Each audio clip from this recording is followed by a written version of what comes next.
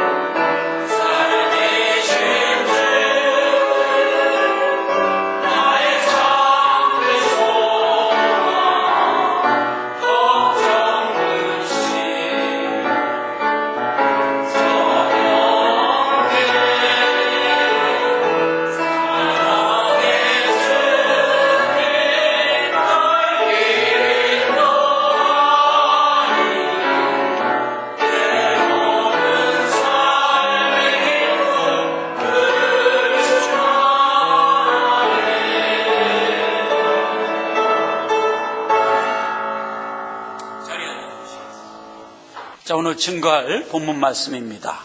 고린도후서 4장 14절에서 18절까지 말씀입니다. 주 예수를 다시 살리시니가 예수와 함께 우리도 다시 살리사 너희와 함께 그 앞에 서게 하실 줄을 아노니 모든 것을 너희를 위하여 하는 것은 은혜가 많은 사람의 감사함으로 말미암아 더하여 넘쳐서 하나님께 영광을 돌리게 하려 함이라.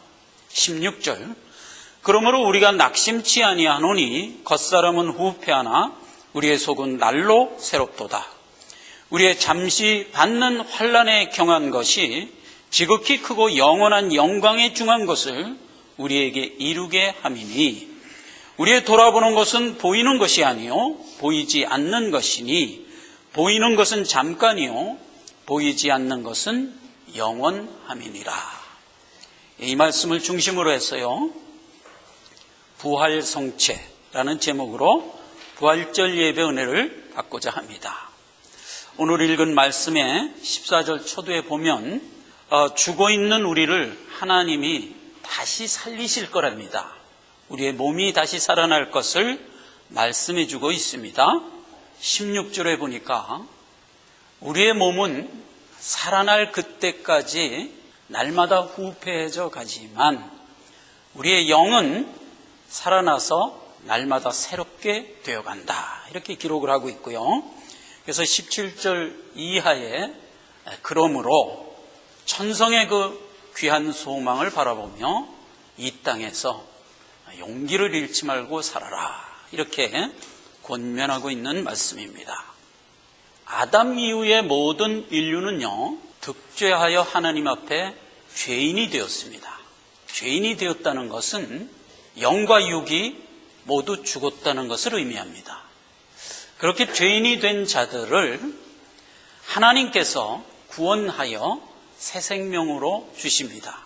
우리를 구원하신다는 말씀이 말씀을 통해서 우리에게 가르쳐 줄 뿐만 아니라 하나님이 친히 우리의 모습으로 이 땅에 오셔서 죄된 몸을 입고 사시다가 죽어 부활하심으로써 완성된 모습을 우리 눈으로 볼 수 있게 해주심으로 말씀을 통하여, 그리고 예수님이 실제로 볼 수 있게 해주심을 통하여 우리의 구원을 더 분명하게 믿을 수 있도록 인도해 주셨어요.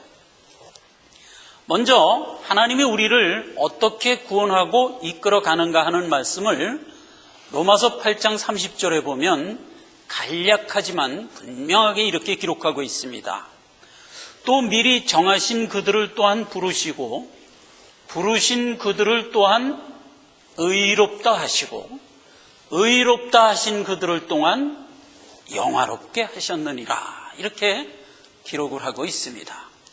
하나님이 만세전에 우리 모든 인류 가운데 하나님의 자녀를 택정하십니다.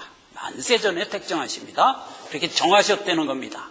그렇게 정하신 하나님의 자녀들을 시기와 때와 장소에 따라서 부르십니다. 그리고 의롭게 하시고 마침내 영화롭게 하실 것이다.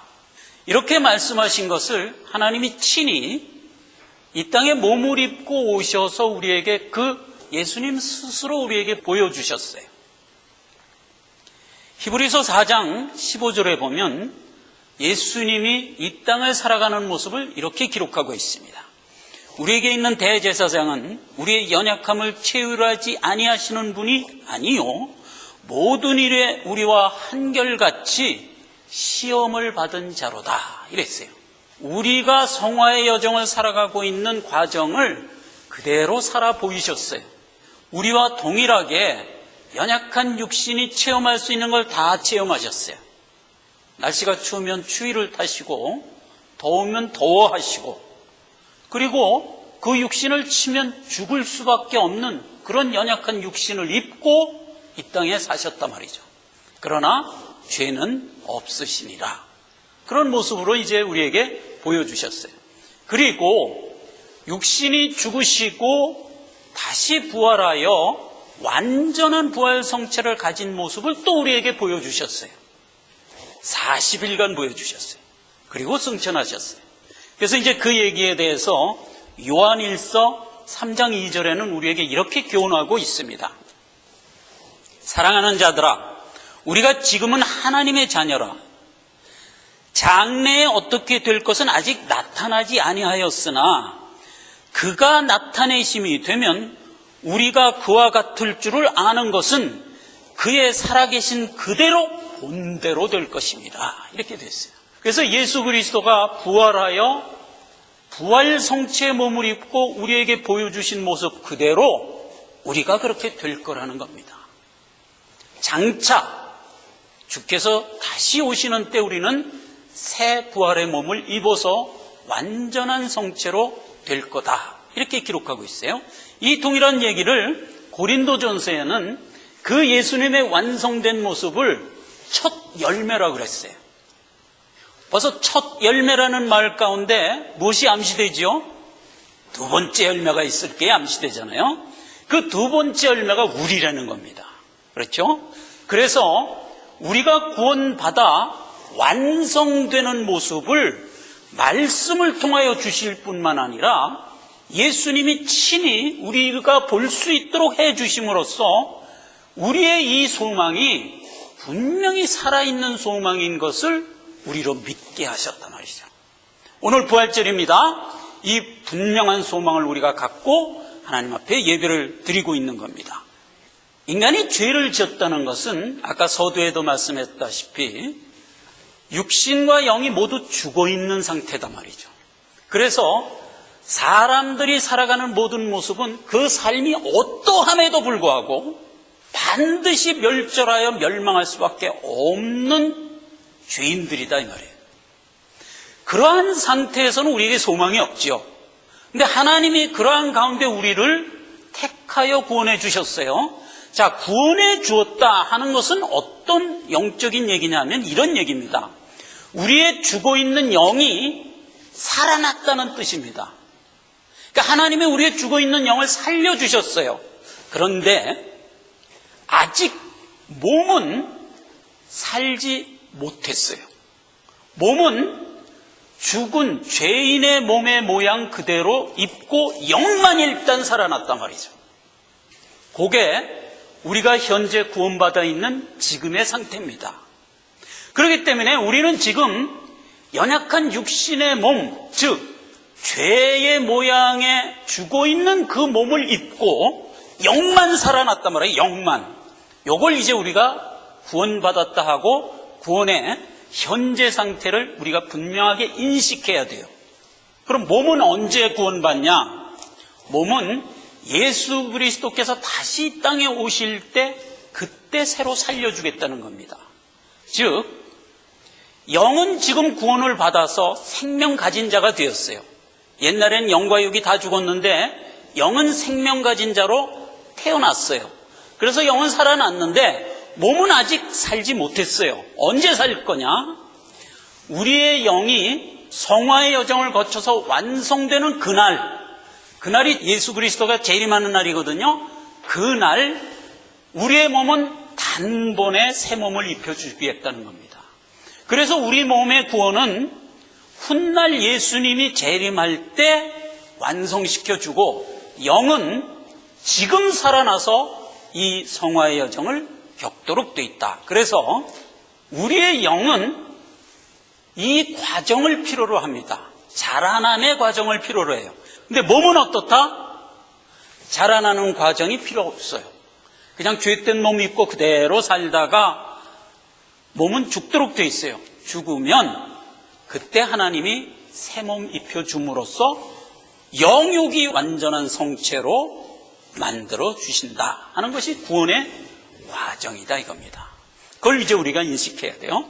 그 말씀은 로마서 8장 9절 이하에 아주 자세히 기록되어 있습니다. 만일 너희 속에 하나님이 영이 거하시면 너희가 육신에 있지 않고 영에 있나니 누구든지 그리스도의 영이 없으면 그리스도의 사람이 아니라. 그래서 이제 우리가 구원받은 것은 예수 그리스도의 성령이 내 안에 내주함으로 우리가 살아난 거예요. 10절 또 그리스도께서 너희 안에 계시면 몸은 죄로 인하여 죽은 것이나 영은 의를 인하여 산 것이니라. 그렇죠? 이 말씀 그대로입니다. 우리 영은 지금 살아났지만 몸은 아직 죄된 모습 그대로 있다는 겁니다. 그런 상태에서 우리가 지금 성화의 삶을 살고 있다는 겁니다. 그럼 몸은 어떻게 될 거냐? 11절에 이렇게 얘기합니다. 예수를 죽은 자 가운데서 살리신 이의 영이 너희 안에 거하시면 그리스도 예수를 죽은 자 가운데서 살리신 이가 너희 안에 거하는 그 영으로 말미암아 너희 죽을 몸도 살리시리라. 이렇게 약속을 하고 있는 겁니다.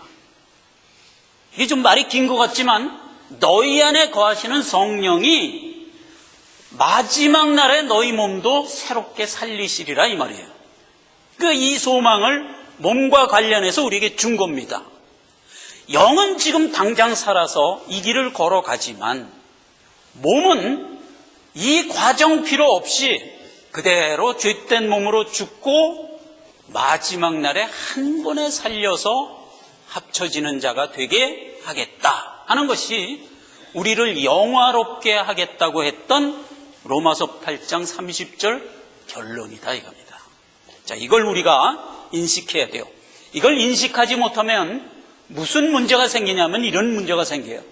우리 몸이 아직 연약하고 구원받지 못했으니까 영도 구원받지 못했나?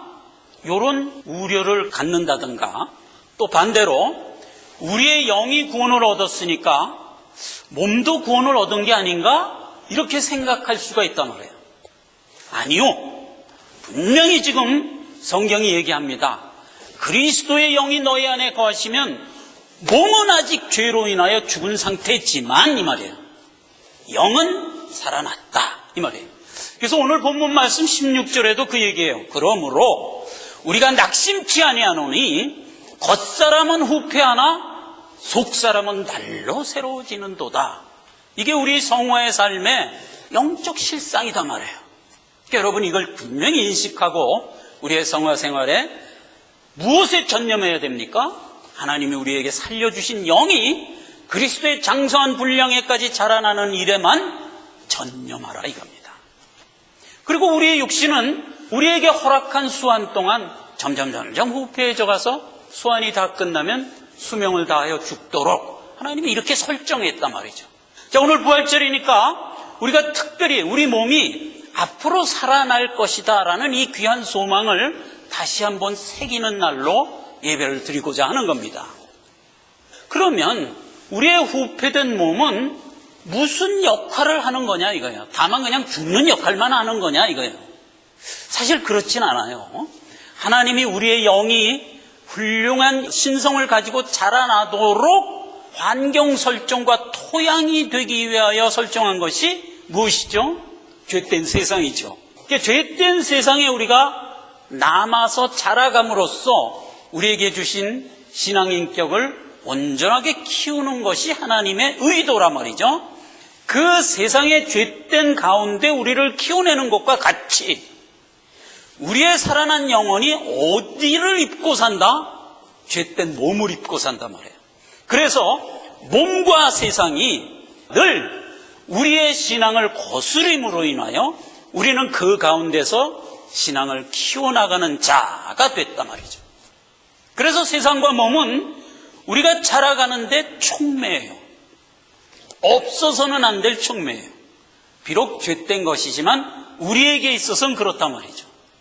그래서 이제 우리가 잘 자라나도록 되어 있습니다. 갈라디아서 5장 17절에 몸의 역할에 대해서 아주 분명하게 이렇게 기록하고 있는 걸 보면 더 분명해져요. 육체의 소욕은 성령을 거스리고 성령의 소욕은 육체를 거스리나니 이 둘이 서로 대적함으로 너희의 원하는 것을 하지 못하게 하려 함이라. 이게 몸의 역할이에요. 성령의 소욕, 하나님의 뜻을 향하여 나아가고자 하는 것을 자꾸 거스려요. 그러니까 육신이 원하는 것을 위하여 육신은 나아가기를 원해요. 편한 걸 좋아하지요. 그렇죠? 쾌적하고 편한 걸 늘 좋아합니다. 그러니까 우리 육신은 그걸 향해서 나아가고자 하는 소욕이 있어요. 그러나 우리의 영은 하나님의 뜻을 이루기 위하여 나가는 것이다 말이죠. 이 둘이 서로 대적된다는 거예요. 그 가운데 우리의 영은 더 강해지게 자라나게 되는 것이다. 그래서 몸의 역할이 그렇게 돼 있는 거예요. 세상의 역할은 어떠냐? 우리가 다 알듯이 세상은 악한 자에 처한 것이죠. 요한일서 5장 19절에 우리가 아는 것은 우리는 하나님께 속하고 온 세상은 악한 자에 처한 것이라. 그렇죠? 세상은 악한 자에 처한 것이에요. 그 가운데서 우리가 자라나도록 되어 있어요. 그러니까 세상과 몸은 우리가 성화하여 자라나는 토양이에요. 자, 여기서 이제 우리가 하나 확인을 좀 해볼 필요가 있는 게 세상이 악하고 몸이 우리의 성화의 여정을 자꾸 거스리어서 악하다, 즉 죄됐다라고 하는 것이 내용적으로 도대체 무슨 얘기냐 하는 것을 우리가 좀 정돈할 필요가 있어요. 우리가 흔히 악하다 그러면 자꾸 도덕적이고 윤리적으로 생각하려는 경향이 있어요. 그게 틀렸다는 게 아니라 성경에서 악하다는 것은 그런 걸 얘기하는 게 아니란 말이에요. 성경에서 너 사기치지 마라, 도둑질하지 마라, 남들한테 강포행하지 마라 이렇게 얘기하는 것은 그건 아주 기본적인 상식이에요. 그런 것까지 성경에서 기록하지 않죠. 기본적으로 성경이 악하다 그러는 것은 무엇을 말하는 거냐면 하나님이 우리를 구원하여 완성하고자 하는 그 구속사, 하나님의 뜻이죠. 그 뜻을 자꾸 거부하는 것을 악하다고 그러는 거예요. 그걸 악하다고 그러는 거예요. 그렇기 때문에 세상이 악한 데 처한 것은 하는 얘기는 하나님이 우리를 구원하시는 하나님의 이 뜻을 자꾸 거스리려는 사상, 거스리려는 주장 이런 걸 악하다고 그러는 거예요. 자, 그래서 세상이 지금 어떤 모습으로 있냐 하면 하나님이 우리를 구원했다는 것을 적극적으로 거부하는 모습으로 있어요. 우리는 다 죄에 빠져서 영과 육이 죽고 있는 죄인의 상태에 있었어요. 그렇죠? 그러면 그 죄인의 상태에 있었던 모든 사람은 그 무엇을 해도 멸망으로 종결질 수밖에 없어요. 왜냐하면 죄의 싹은 사망이니까.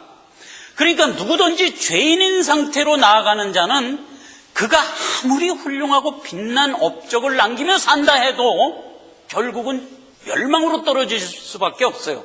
그러면 어떻게 하냐?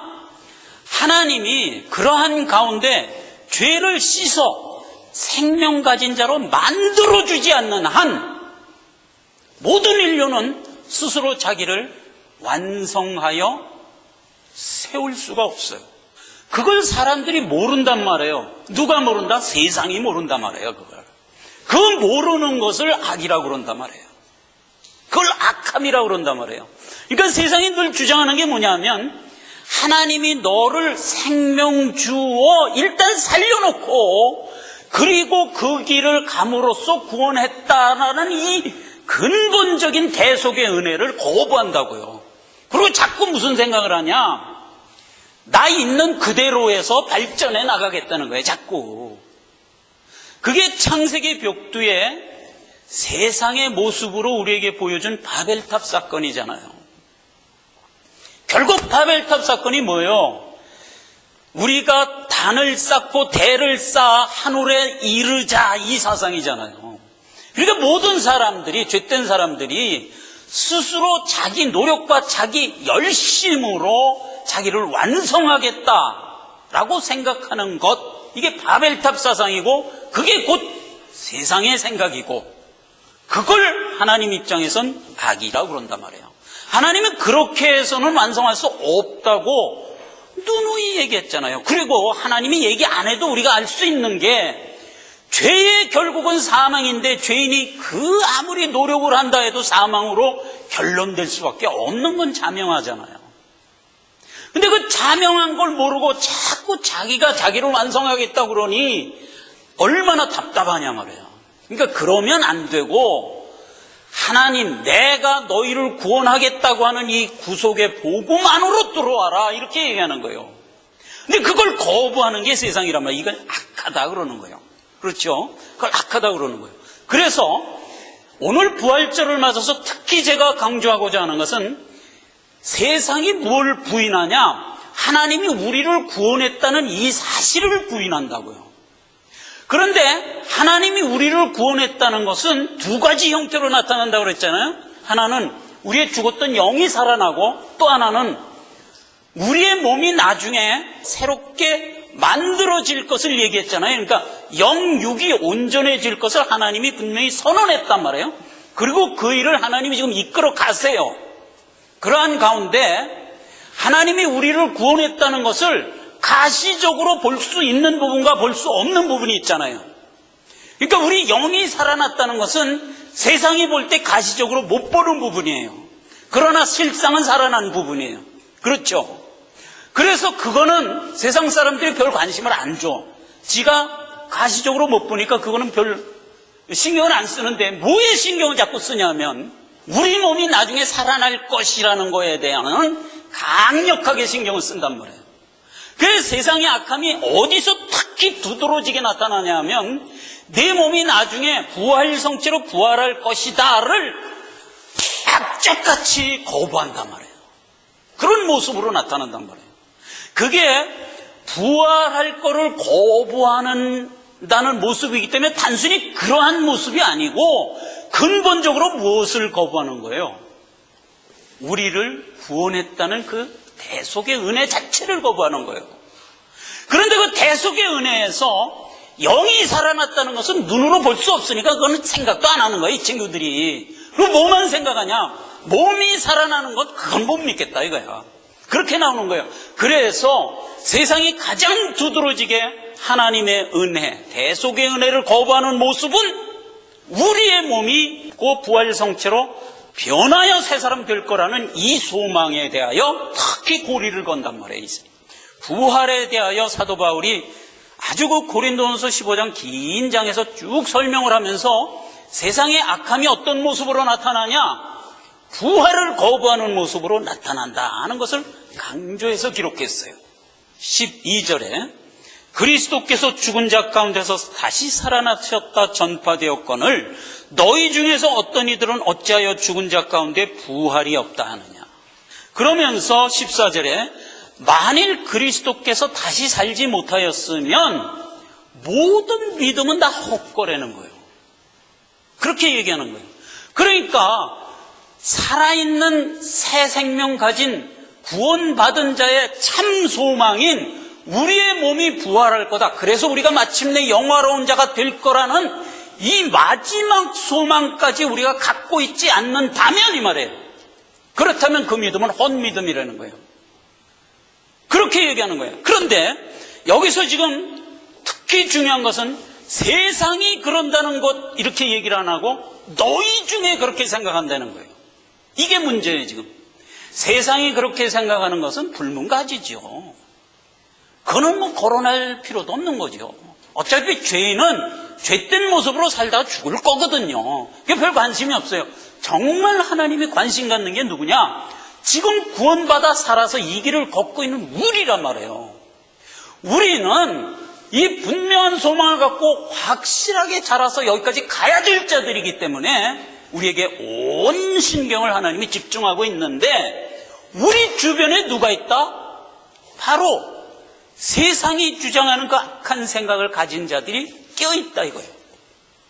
그걸 하나님이 특히 신경을 쓰는 겁니다. 그래서 너희 중에 어떤 이들은 어찌하여 부활이 없다 하느냐 이렇게 통탄을 하는 거예요.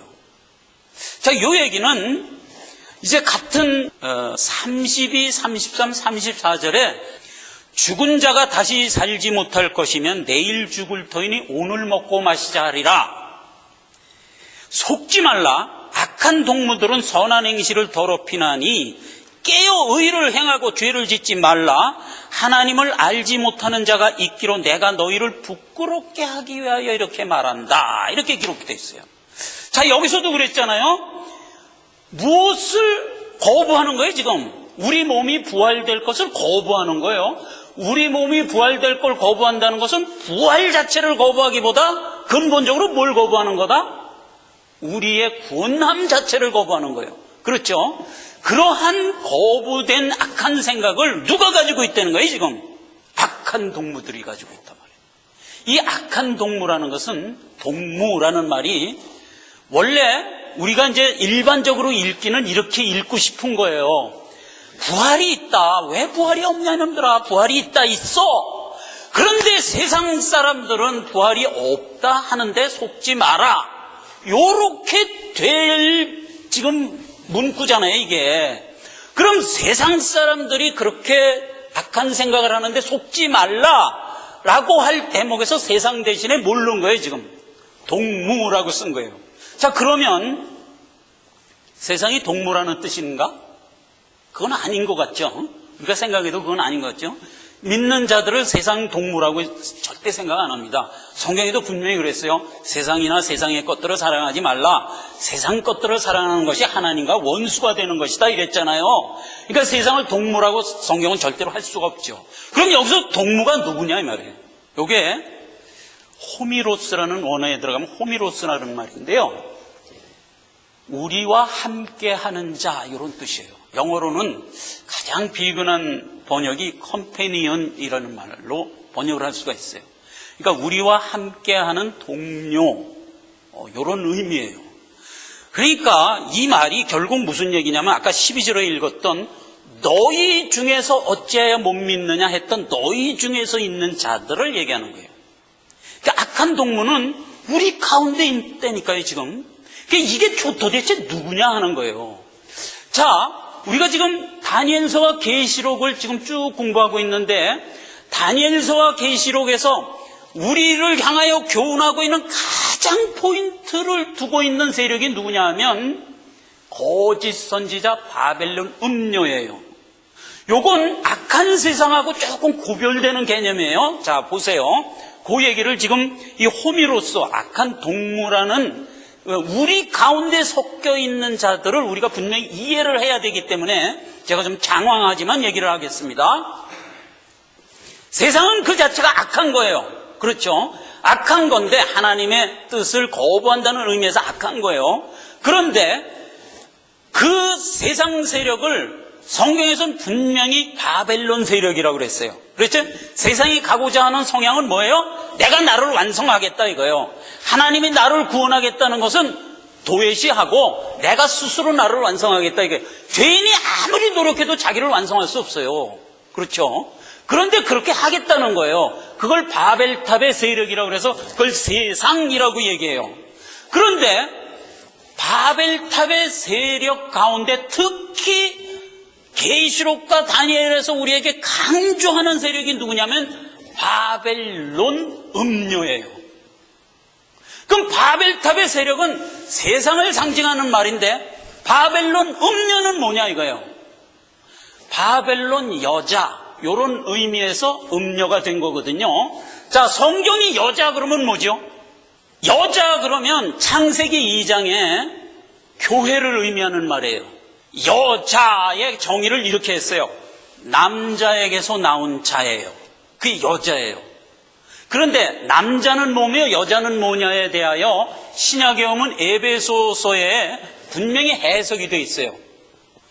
남자는 그리스도고 여자는 교회다 이렇게 해석이 되어 있어요. 그러니까 성경에서 여자 그러면 교회를 얘기하는 거고 그 여자는 어디서 나왔다? 남자에게서 나왔다. 즉 그리스도에게서 나왔단 말이죠. 그래서 2장 마지막 절의 결론이 어떻게 돼 있냐? 그러므로예요. 교회는 여자는 그리스도로부터 나왔기 때문에 그러므로 둘이 한 몸을 이루라 이렇게 명을 했던 거거든요. 그러니까 모든 교회는 머리를 그리스도로 하여 한 몸이 되어 한 몸을 이루어야만 뭐가 된다? 완성을 향해 갈 수가 있다고요. 그러니까 하나님이 우리를 정한 영화로운 자리까지 갈 수가 있는 거예요. 그게 구원의 완성의 모습이에요. 즉 그리스도와 한 몸이 되지 않는 한 우리는 이 길을 갈 수가 없어요. 근데 세상은 지금 어떻다?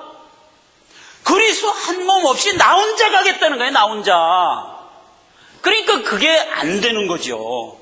그래서 지금 바벨론 음녀라고 그러는 것은 바벨론 여자라는 뜻의 음녀, 악한 여자가 된 건데 결국 여자가, 교회가 그리스도와 한 몸이 이루는 것을 거부하면 어떻게 되냐 이거예요. 그러면 자기 남편 그리스도를 거부한 음녀다 말이에요. 그게 그리스도를 믿지 않는 종교인들을 얘기하는 거예요. 특히 그리스도 안에 교회 안에 들어와 있는 세력 중에 하나다 말이에요. 그게 바벨론 음녀예요. 바벨론 음녀는 그래서 결국 무엇을 거부한다? 그리스도와 한 몸을 이루는 것을 거부하는 세력들이라고요. 이 거부하는 세력이 지금 여기서 얘기한 악한 동물이니까 너희 중에서 어떤 이들이라니까요. 그게 우리 안에 늘 있다고요. 예수 그리스도와 한 몸을 이루어 이 길을 가야겠다라고 생각하는 것이 우리 믿음의 본체며 그게 대속의 은혜를 제대로 받아 구원받은 자의 성정이잖아요. 그런데 예수를 필요 없다, 나 혼자 나를 개발하여 완성하겠다라고 나가는 것을 교리로 한 교회가 있느냐 이 말이에요. 있어요 없어요? 있단 말이에요. 그걸 지정하는 거예요 지금.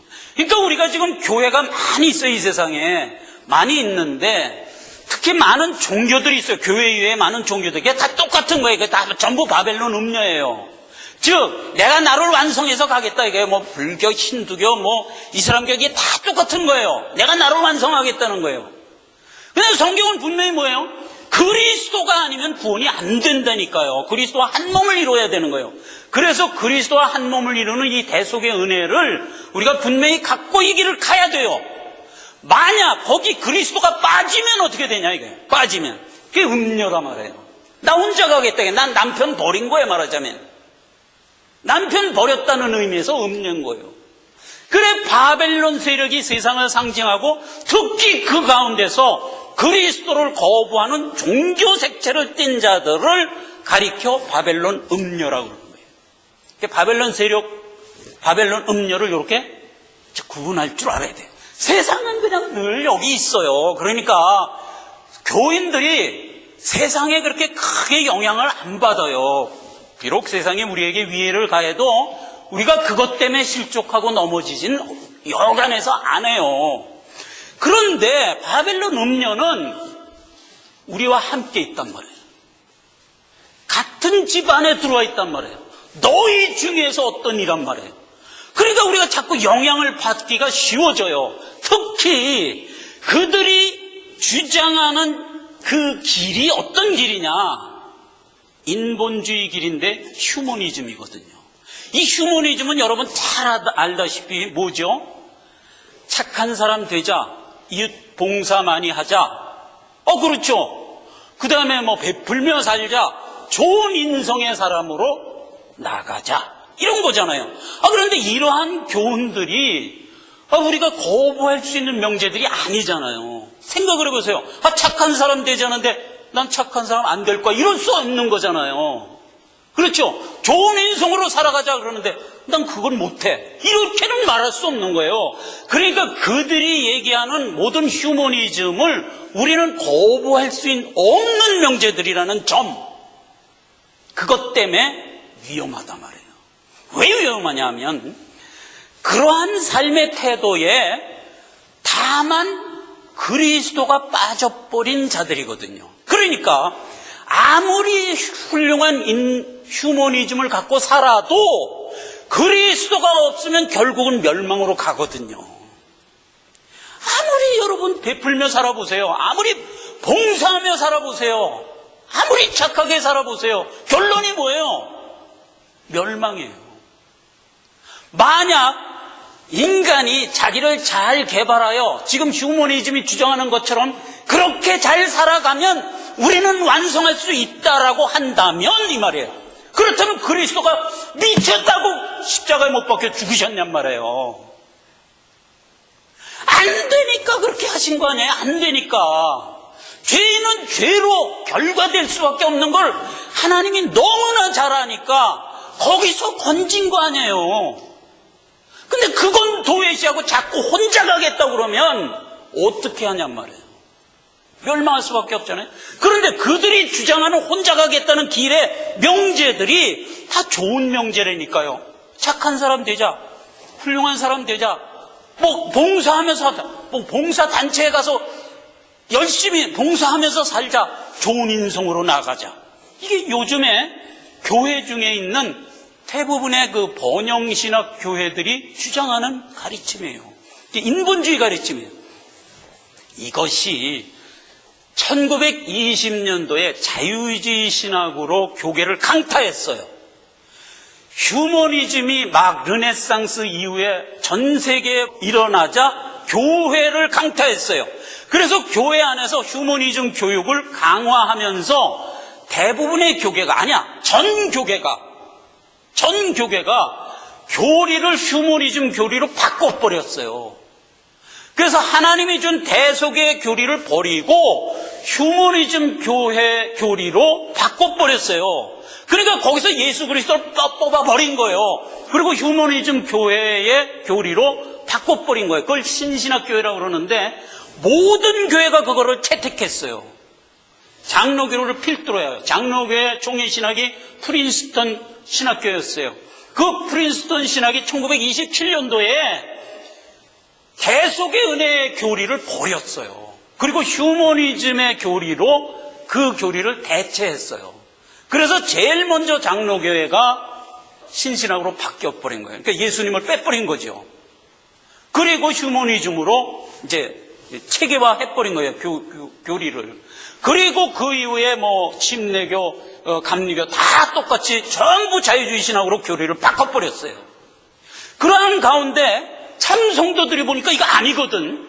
예수 그리스도 빠져버렸거든. 이거 안 되겠다 해서 그 교회에 머물러 있을 수가 없잖아요. 그래갖고 나온 거예요. 나와서 장로교 같으면 PCUSA에서 나와갖고 PCA를 세웠고, 한국도 마찬가지예요. 통합 측에서 나와서 고신 합동 측을 세웠고, 이렇게 이제 전부 세운 거예요. 침례교도 마찬가지고 감리교도 마찬가지예요. 전부 거기서 나온 거예요. 나와서 이제 정통 교리를 고수하는 자기 교단으로 분리가 된 거예요. 그렇게 분리돼서 지금 어떤 모습이냐? 제가 누차 얘기하지만 이 신신학으로 도배된 교회가 그 분리될 당시의 비율이 6대4였어요. 이게 더 커요. 왜냐하면 기존 교회였으니까. 그러니까 그게 더 커요. 근데 그 기존 교회 도저히 있을 수가 없어서 참성도들이 다 나와서 새로운 교단으로 분리되니까 이게 작을 수밖에. 그렇게 작아진 형태에서 지금 살아가고 있는데 세상 사람들이 모르는 게 뭐가 있냐? 좋은 소리 하거든, 여기서. 휴머니즘 좋은 소리 하거든. 착한 사람 되자, 인성 좋은 사람 되자, 베풀며 살자, 봉사하며 살자. 아, 이거 얼마나 좋아요. 자꾸 좋은 소리를 하니까 그러면 구별을 할 줄 모르고 자꾸 이쪽으로 더 커지는 거예요. 그리고 죄의 가장 두드러진 속성 중에 하나가 뭔지 아세요? 나를 빛내고자 하는 마음이에요. 나를 빛내고자 하는 마음. 그래서 봉사하고 베풀고 또 뭐 좋은 인성으로 살아가는 것이 나를 빛내는 데는 그만이거든. 그게 나쁘다는 게 아니라 그렇게 그걸 활용하면서 이쪽이 점점 커져서 지금은 어떻게 됐나? 7대3이 돼버렸어요. 여러분, 교계를 바라볼 때 개교회를 바라보기 이전에 교단을 보셔야 돼요. 교단이 그때 1927년도에 신신학으로 교리를 바꾼 교단들은 안 돼요. 헛믿음이에요, 헛믿음. 거기서 실컷 평생 신앙생활하고 죽어 천국 가면 하나님이 난 널 도무지 모른다예요. 왜? 예수 그리스도 빼고 나 혼자 살았기 때문에. 이게 바벨론 음녀예요. 그걸 음녀라 그러는 거예요. 이게 여잔 여잔데 그리스도를 거부했다. 그래서 성경, 신학 성경에서는 음녀라는 명명을 붙인 거예요. 자, 이 바벨론 음녀가 무엇을 거부한다? 그리스도의 대속의 은혜를 거부해요. 그리스도의 대속의 은혜는 눈으로 볼 수 있는 게 뭐죠? 몸이 변한다는 부분이에요. 그걸 적극적으로 거부하는 거예요. 자, 그래서 성경에 고린도전서 15장 10절에 보면 이렇게 기록되어 있는 것에 우리가 주목해야 돼요. 형제들아, 내가 이것을 말하노니 혈과 육은 하나님 나라를 유업으로 받을 수 없고 또한 썩은 것은 썩지 아니한 것을 유업으로 받을 수 없다, 이 말이에요. 우리가 가지고 있는 죄성을 자꾸 개발하고 계몽하여 완성할 수 없다는 얘기를 이렇게 분명히 했잖아요. 안 돼요. 죄인으로서는 아무리 해도 안 돼요. 그럼 어떻게 하냐? 하나님이 새롭게 태어나게 해주지 않는 한, 그래서 산자가 돼서 이 길을 걷지 않는 한 안 된단 말이에요. 이걸 분명히 알고 이것을 아는 것을 참신앙이라고 그런단 말이에요. 참 믿음이라고 그런단 말이에요. 이것을 모르는 것을 성경이 분명히 뭐라고 그랬다? 헛믿음이라고 그랬단 말이에요. 헛믿음. 고린도전서 15장 14절입니다. 그리스도께서 만일 다시 살지 못하셨으면 우리의 전파하는 것도 헛것이요 너희의 믿음도 헛것이고. 참 성도들은 어떤 교훈을 해도 우리가 분별할 수 있어요. 왜죠? 예수 그리스도의 대속의 은혜에 분명히 서 있기 때문에 아무리 좋은 소리로 우리를 교훈해도 그 안에 예수 그리스도의 대속이 기존으로 되어 있는 말씀이냐 아니냐를 분별할 수가 있어요. 그래서 참 성도는 헛 얘기에 동화되지 않아요. 그러나 그걸 모르는 자들은 동화돼요. 그 좋은 소리니까 쫓아가요. 그렇게 해서 우리를 망치지 말라 하는 얘기입니다. 고린도전서 15장 32절, 33절, 34절 말씀을 다시 한번 읽겠습니다. 죽은 자가 다시 살지 못할 것이면 내일 죽을 터이니 먹고 마시자 하리라. 속지 말라. 악한 동물들은 선한 행실을 더럽히나니 깨어 의를 행하고 죄를 짓지 말라. 하나님을 알지 못하는 자가 있기로 내가 너희를 부끄럽게 하기 위하여 이 말을 하노라. 이렇게 기록된 것에 우리가 주목을 해야 됩니다. 오늘 읽었던 본문 말씀 16절 이하를 읽으면서 예배를 마치겠습니다. 그러므로 우리가 낙심치 아니하노니 겉사람은 후패하나 우리의 속은 날로 새롭도다. 우리의 잠시 받는 환난에 경한 것이 지극히 크고 영원한 영광에 중한 것을 우리에게 이루게 함이니 우리의 돌아보는 것은 돌아보는 것이 아니요 보이지 않는 것이니 보이는 것은 잠깐이요 보이지 않는 것은 영원함이니라. 이 소망 분명히 갖고 하나님이 허락한 성화의 여정을 끝까지 가서 주 앞에 서는 자가 다 되시기를 기원합니다. 기도하겠습니다. 하나님 은혜를 감사합니다. 오늘 부활절을 맞아서 하나님이 우리에게 주신 대속의 은혜를 우리가 다시 한번 확인합니다. 하나님의 대속의 은혜가 없이 살아가는 모든 사람이 하나님 앞에 헛믿음이 헛신앙생활인 것을 우리가 다시 한번 확인합니다.